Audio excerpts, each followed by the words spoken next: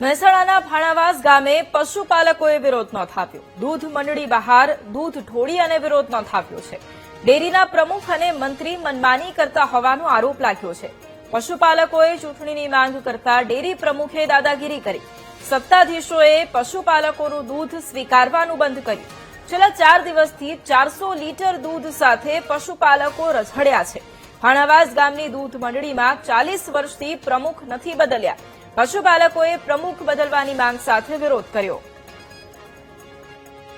આ તો વર્ષોથી સમસ્યા છે, પણ એનું નિરાકરણ અમે લાવવાનું 10 વર્ષથી છે, પણ એનું નિરાકરણ લાવવા માટે અમે આ 2-3 દિવસ પહેલા અમારી જે મિટિંગ હતી ને એ મિટિંગમાં અમે રજૂઆત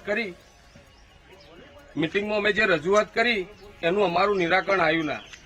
દરેક ડેરીમાં એવા નિયમો હોય છે કે 5 વર્ષે સભાસદો કે દરેક જે હોય ને એ બધા બદલી જતા હોય છે, પણ અમારો વર્ષોથી એના એ જ છે, 40 વર્ષથી એના એ છે।